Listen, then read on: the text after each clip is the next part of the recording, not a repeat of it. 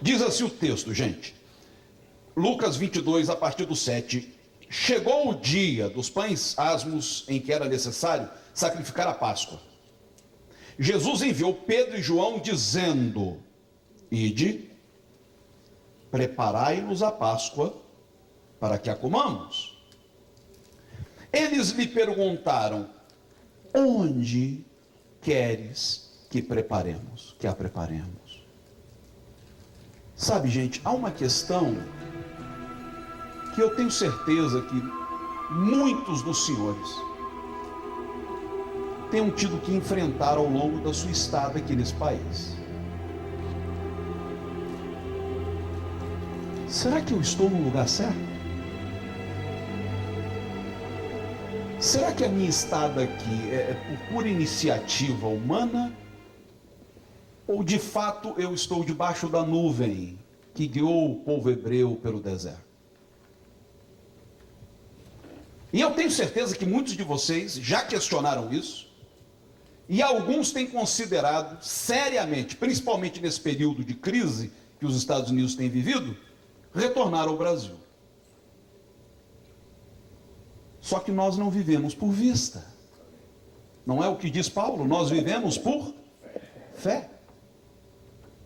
Muita gente chegou aqui com aquele sonho americano, construir uma vida mais confortável, oferecer aos filhos um futuro melhor.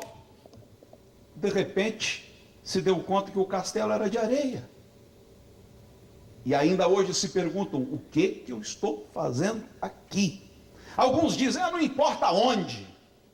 O importante é que o mesmo Deus é Deus lá e é Deus aqui. Pois eu lhe digo: importa onde, sim.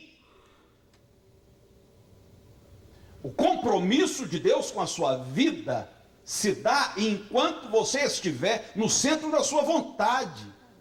Quando você se afasta do centro da vontade de Deus, quando você vai para a periferia da vontade de Deus, Deus não tem compromisso com você.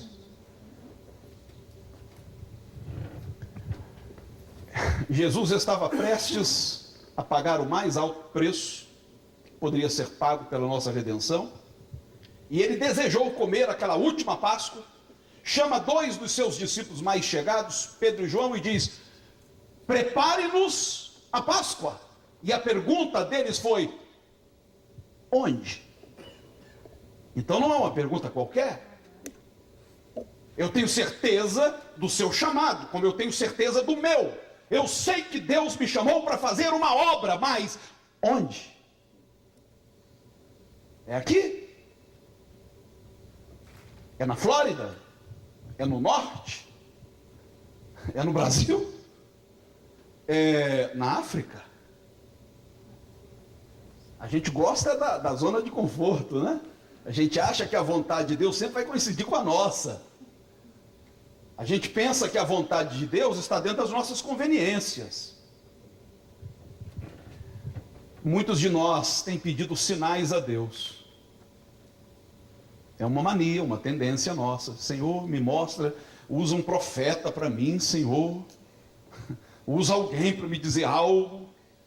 Um dia desse aconteceu comigo. Eu estava num desespero, saí pela rua chorando, deve ter mais de um ano mais ou menos. Minha sogra havia morrido no Brasil e minha mulher sofrendo terrivelmente. Nós não podíamos, porque o nosso visto estava sendo trabalhado aqui, a gente não podia deixar o país até que o processo terminasse. E você não queira imaginar, alguns aqui já devem ter tido essa experiência. Nós assistimos o enterro da minha sogra pelo Skype. E eu tive que dar notícia à minha mulher. E a minha sogra era como minha segunda mãe mesmo. Eu entrei numa crise e eu saí pela rua orando e eu dizia: foi para isso que o Senhor me trouxe para cá? Para ver minha mulher sofrer como está sofrendo? Eu briguei com Deus aquele dia. E quando eu chego em casa, o telefone toca, um pastor do Havaí, que eu queria muito que estivesse aqui hoje, que nunca me viu, não me conhecia. Me conheceu pela internet, conseguiu meu número, ligou para mim. Ô pastor, você não gostaria de vir aqui no Havaí pregar? Ah, sim, tá. De repente Deus começa a usar o cara. Deus toma os lábios daquele homem e diz: eu vi você discutindo comigo na rua. Você falou palavras duras. Mas eu te trouxe aqui, não tenha dúvida disso, para isso, para isso, para aquilo. Eu estava na minha cozinha, gente, desculpa a expressão, eu caí de 4. E comecei a chorar compulsivamente. Minha mulher viu e não entendeu o que estava acontecendo. Então, quem disse que onde não importa? Eu tenho notícias do que Deus tem feito na vida do Pedrão lá na Barra. Será que seria a mesma coisa se você estivesse em Belfor Roxo? Não, eu tenho certeza que não. Por mais carismático que você seja, mais preparado que você seja, mas o importante é estar no lugar certo, na hora certa, com as pessoas certas e fazendo a coisa certa. Onde queres que façamos, que preparamos a Páscoa? Eles queriam um sinal, mas gente, sabe o que eu tenho descoberto? Deus não costuma ser óbvio. Dá uma raiva. Porque eu estou sendo sincero, eu gostaria que Deus chegasse assim, entendeu? Falasse claramente, ó, pá, pá, pá. Mas não. Como eu gostaria. Ele não é óbvio. Olha o que Jesus diz para esses homens. Verso 10, ele lhes respondeu: quando entrardes na cidade, encontrareis um homem levando um cântaro de água. Segui-o até a casa em que ele entrar. Dizei ao dono da casa: o mestre manda perguntar-te, onde está o aposento em que comerei a Páscoa com os meus discípulos? Gente, não era mais fácil? Jesus dá o endereço, a rua e o número. Tão simples. Ó, vocês vão entrar na cidade, vão encontrar lá um sujeito carregando um cântaro. Quer dizer, carregar cântaro era trabalho de escravo. Segue o cara. Peraí, Senhor, não vai ser nenhum anjo? Não, vai ser um escravo carregando cântaro. A gente ouviu falar que os magos, quando vieram do Oriente, foram guiados por uma estrela. Não dá para o Senhor colocar uma estrela para nos guiar? Não, vai ser o sujeito carregando um cântaro. Sabe, a gente gosta de sinais espetaculares. E sabe por quê? Porque a gente quer ter o que contar. E a gente sabe que o que impressiona a galera são sinais extraordinários. Aí a gente muda até a entonação de voz. Meus irmãos, esta noite eu estava orando nos meus aposentos, quando me apareceu Gabriel. Ai, todo mundo arrepia até o último fio de cabelo. Uau! Só que às vezes Deus fala através de coisas tão triviais, tão comuns, tão corriqueiras, só que a gente não presta atenção. Segue o homem que carrega o cântaro. Ele vai levar vocês ao lugar onde eu quero que se prepare a festa. Lendo esta passagem, eu fiquei refletindo. Um homem que carrega um cântaro é alguém que está buscando algo.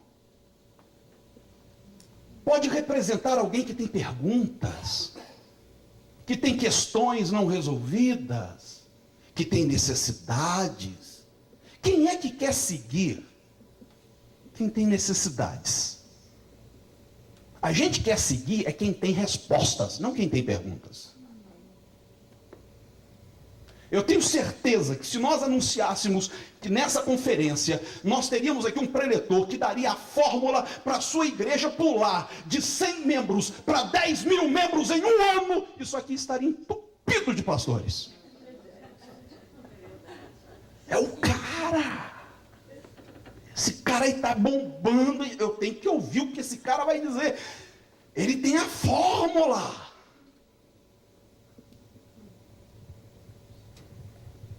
Mas às vezes, queridos, quem vai nos conduzir ao lugar certo, não é quem tem as respostas, é quem tem as perguntas.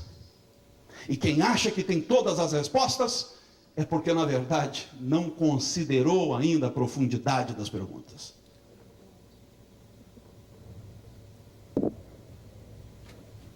Quantas vezes Deus fez um sujeito como esse cruzar o teu caminho? E você não percebeu que era um anjo do Senhor. era um enviado especial do céu. Senhor, envia um empresário, envia alguém, Senhor, com condição de bancar meu ministério. Eu lembro há muitos anos, pastor Gleibe de Andrade, a gente se conhece desde criança, eu estava pastoreando uma igrejinha pequenininha, e ele foi com um colega, pastor, egresso de uma grande denominação, e a gente ficou conversando, batendo papo, e ele disse naquela época, nosso amigo, ele disse: o dia que aparecer alguém e puser 300 mil reais na minha mão, isso há, sei lá, 15, 20 anos atrás, então eu vou comprar um cinema, eu vou botar um programa de televisão, e eu vou arrebentar. Ele ainda está esperando esse sujeito.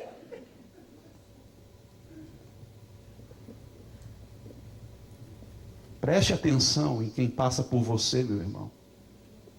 A vida é feita de conexões. Pessoas por quem você e eu não damos nada são as que vão nos levar ao lugar certo.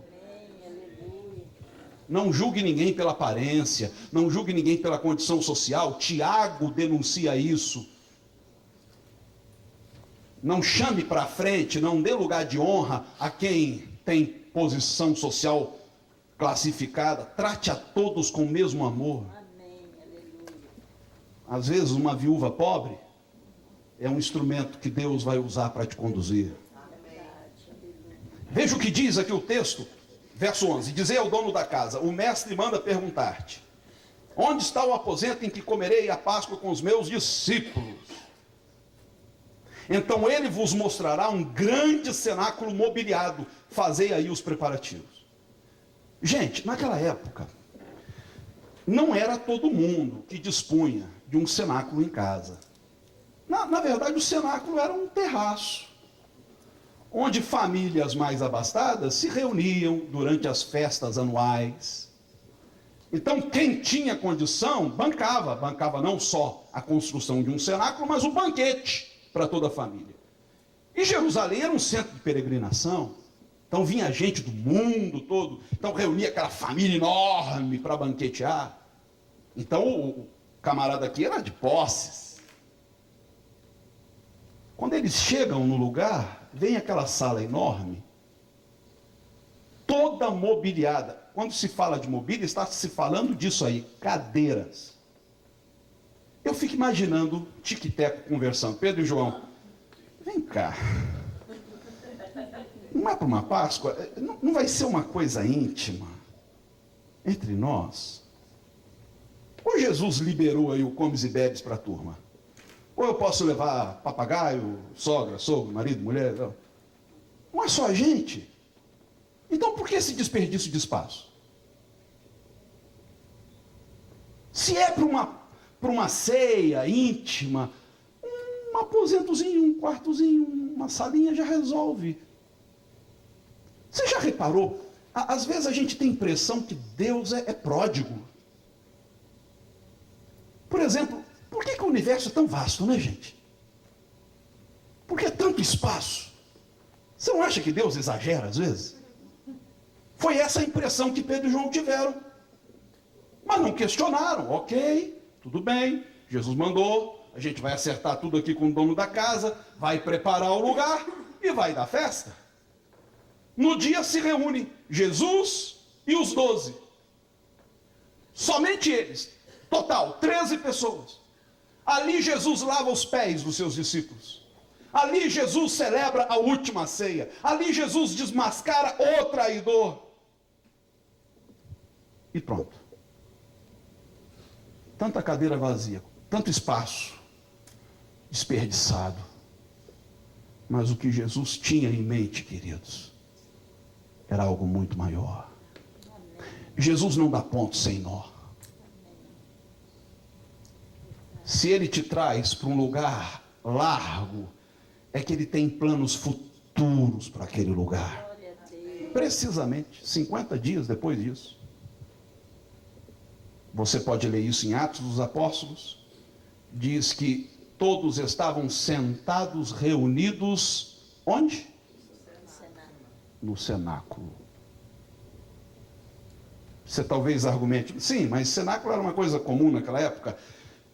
Se não fosse o mesmo autor, Lucas, e se ele usasse, em vez de o, que é um artigo definido, ele usasse um, tudo bem. Mas ele diz, estavam todos no.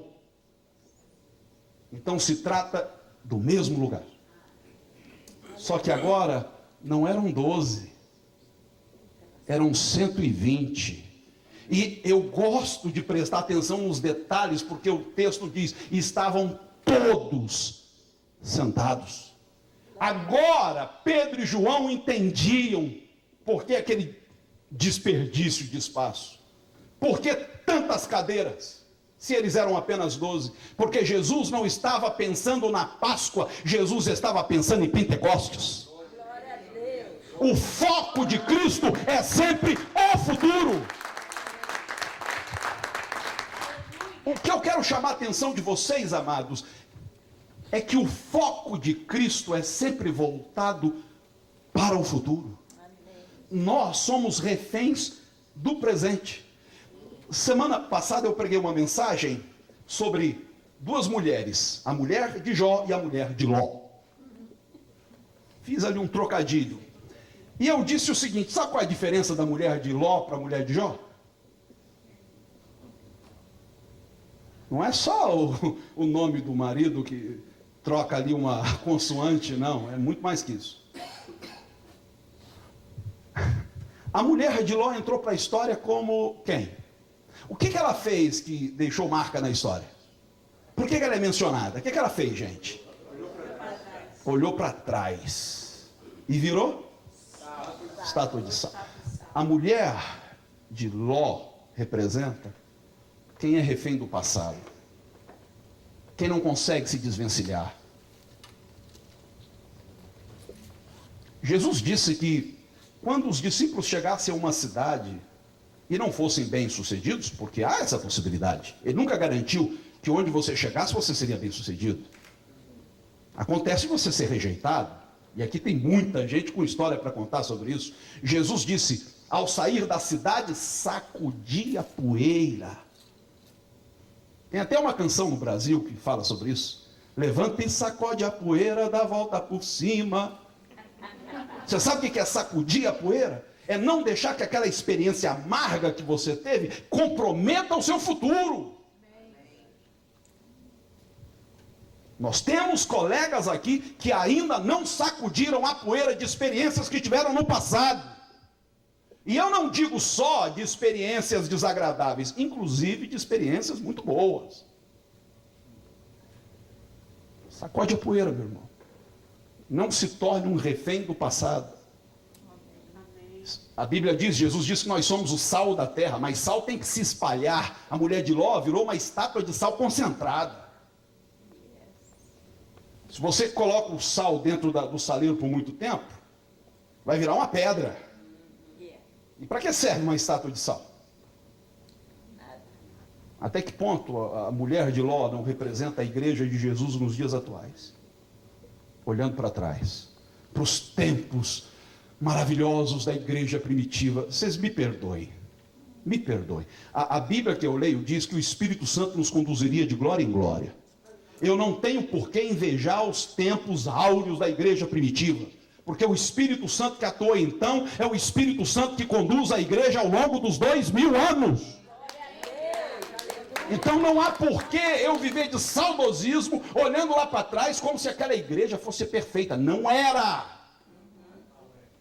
É só você ler as epístolas, os pega para capar que Paulo teve com a igreja de Corinto, com a igreja de Colossos, com a igreja de Efésios. Paulo rodava a baiana para todo mundo. Meu irmão, já a mulher de Jó se tornou refém do presente. No auge do desespero, ela diz, cara, você ainda mantém tua integridade, cara, depois de tudo que esse Deus apronta contigo, amaldiçoa teu Deus e morre, olha aí a sua condição, olha como você está, foi quando ele disse, né? Deus deu, Deus tomou e tal. Deus nos chama a olhar para o futuro. Eu tenho a nítida impressão que a igreja está perdida em algum lugar do tempo entre a Páscoa e o Pentecostes.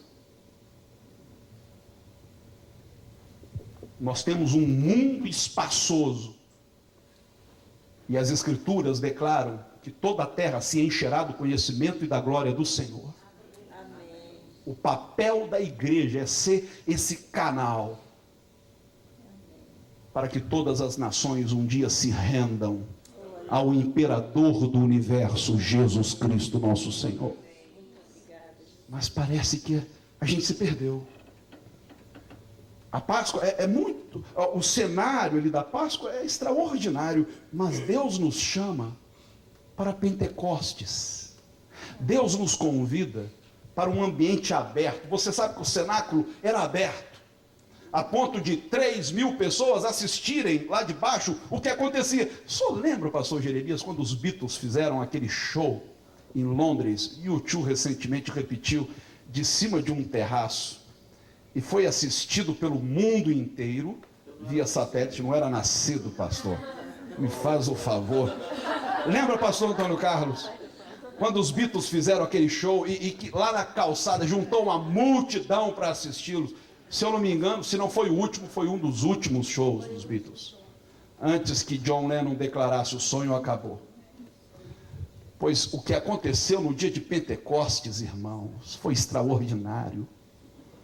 Não foi apenas o fato deles falarem línguas, foi muito mais que isso. A multidão parou lá na calçada, olhando para o cenáculo e dizendo: esses caras estão tudo bêbados, esses caras estão tudo doidos. E eles começaram a declarar as grandezas de Deus. Você sabe que são 3.000 almas se converterem numa tacada. Mas hoje nós nos enclausuramos nos nossos guetos religiosos. Há uma unção que eu gostaria que o Espírito Santo derramasse sobre a igreja nesses últimos dias, a unção da claustrofobia. Como eu gostaria, um amigo meu, Charlito, lá do Recife, escreveu um artigo recentemente chamado Deus Claustrofóbico. É verdade, Deus é claustrofóbico. Deus detesta lugar fechado. É por isso que ele só ficou 3 dias lá no túmulo. Não dá para ficar mais que isso. E a igreja se enclausurou. Virou o clubinho do bolinho da Luluzinha. A gente fala em línguas entre nós, sem que isso revele ao mundo a grandeza de Deus. Que sentido faz? Você sabe qual é a razão de ser da igreja? Por que a igreja está no mundo? A igreja está no mundo por causa do mundo. Vós sois a luz do mundo. Gente, o céu não precisa de luz. Lá está iluminado, que chegue. O céu não precisa de sal. Quem precisa de sal e de luz é o mundo. Mas aonde está a igreja? Aonde está a igreja? A igreja aparece quando surgem questões relacionadas à moralidade, como por exemplo agora. Haverá um manifesto lá em Brasília, nada contra lá o projeto de lei 122. Quando entra assuntos de ordem moral, a igreja se apresenta. Mas agora foi votado lá, estava sendo votado em Brasília, um novo código florestal, e eu não vi nenhum crente dar pitaco nisso. Ninguém está preocupado em conservar a criação, porque não é de ordem moral, então que se dane as florestas. Hoje aconteceu em São Paulo a marcha contra a violência sexual de crianças. A Marcha para Jesus, que vocês conhecem muito bem, reúne 3 milhões de pessoas. Agora, quantos desses crentes compareceram hoje à marcha contra a violência sexual das crianças? Gente, tem alguma coisa errada. Nós estamos voltados para dentro de nós mesmos. Reverendo Antônio Carlos me contando ontem o trabalho que ele faz nos presídios. Meu Deus. Parece um filme de terror que acontece lá dentro. E a igreja parece não se importar. E não é só no Brasil não, gente, aqui. Quanta injustiça acontece aqui. Há poucos dias, os pastores aqui de Orlando se reuniram para orar, porque havia uma lei para ser votada, uma reforma imigratória que tornaria o imigrante tão bem-vindo aqui na Flórida quanto é no Arizona. Rapidinho a turma reuniu, nós marcamos, oramos, buscamos ao Senhor. Estava tudo certo para essa lei ser aprovada. Parece que tinha 80%, é isso, pastor Wesley? 80% lá dos deputados lá estavam dispostos a votar a favor. Na hora H, a autora da lei retirou. A igreja orou. E não orou preocupada apenas com a sua manutenção, mas preocupada com milhões de imigrantes que habitam o estado da Flórida.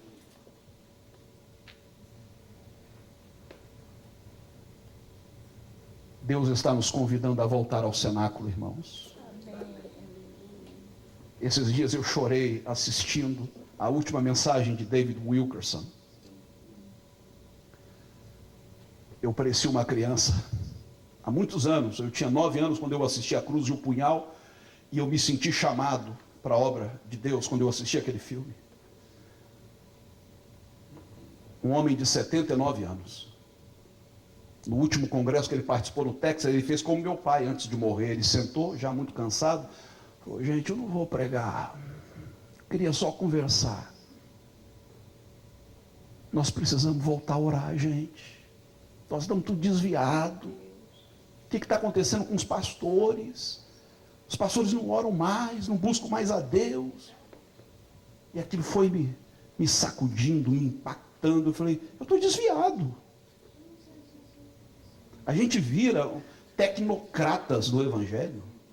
A gente ora o esquema, sabe como faz, já tem aqueles jargõezinhos já decorados, sabe onde colocar as palavras. Irmãos, não é disso que nós precisamos. Nós não precisamos de fórmulas mágicas para crescer a igreja.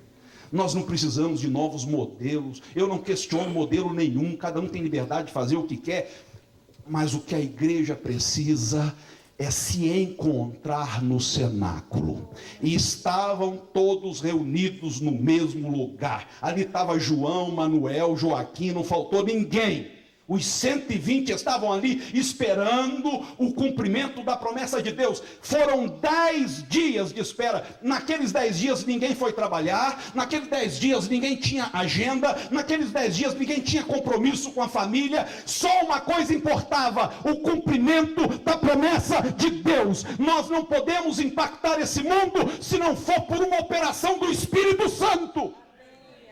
Mas hoje, para reunir pastores, para orar, é difícil, porque nós temos agendas, nós temos compromissos, nós temos reuniões, nós temos diretoria, nós temos discípulos, nós temos nossas células, nós temos nossas congregações. Meu irmão, em nome de Jesus, em nome de Jesus, eu sei que a maioria de vocês não tem intimidade comigo, não conhece a minha história, eu sou quase que um estranho aqui entre vocês, mas eu quero dizer, com toda a humildade, eu quero me despir de qualquer título, me despir de qualquer pedigree espiritual, e como um humilde servo de Deus, eu sei que Deus me trouxe a Orlando para este momento, para este lugar, para esta hora, para dizer aos seus servos, aos seus filhos: busquem ao Senhor, tenham um tempo para Deus. É disso que nós precisamos. É muito bom você estudar teologia, como eu tive a alegria de estudar, de receber 2 doutorados, tudo isso é maravilhoso. Mas Paulo diz: isso não passa de, quem lembra? Esterco. Não se estribe nisso. Se nós desejamos impactar o mundo, se nós desejamos fazer diferença, vamos voltar para o cenáculo sem pressa? Vamos ficar sentadinhos e esperar? Você pode imaginar o que Deus está pretendendo fazer nesses próximos dias? Qual será a agenda de Deus? O problema é que Deus nunca revela a sua agenda com antecedência. O que será que Deus está aprontando? O que Ele tem planejado para fazer durante essa conferência? A única pista que eu tenho está lá. Paulo dizendo coisas que os olhos não viram. É uma pista, né? Coisas que os ouvidos não ouviram, não chegaram ao nosso coração, mas Deus tem preparado. Eu gostaria que sentados, como aqueles discípulos, vocês curvassem a cabeça, fechassem os olhos. Neste momento aqui não tem bispo, pastor, presbítero, diácono, reverendo, apenas servos. Gente desejosa. Deus te trouxe a um lugar espaçoso, meu irmão. Deus te trouxe a um lugar espaçoso. Talvez você não esteja entendendo e esteja achando até que errou o endereço, ou que chegou na hora errada. Mas você não imagina o que Deus tem na manga, o que Deus está preparando para esses próximos dias, para a sua vida, para o seu ministério. Como disse o pastor Bené Gomes, não estaria na hora da gente voltar ao primeiro amor? Nossos olhos estão enxutos, nosso coração já não queima, nós nos perdemos em algum ponto entre a Páscoa e Pentecostes. João e Pedro jamais imaginariam que aquele cenáculo, em poucos dias, seria cenário de algo muito maior.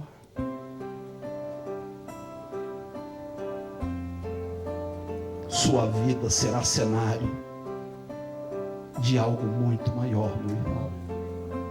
Deus quer te usar, mas você precisa deixar a zona de conforto, deixar o comodismo, esquecer um pouco os diplomas que você tem pendurado no seu gabinete pastoral. Qual foi a última vez que você se jogou no chão, de rosto no pó, como meus avós costumavam dizer, e derramou seu coração diante de Deus? Qual foi a última vez que eu fiz isso?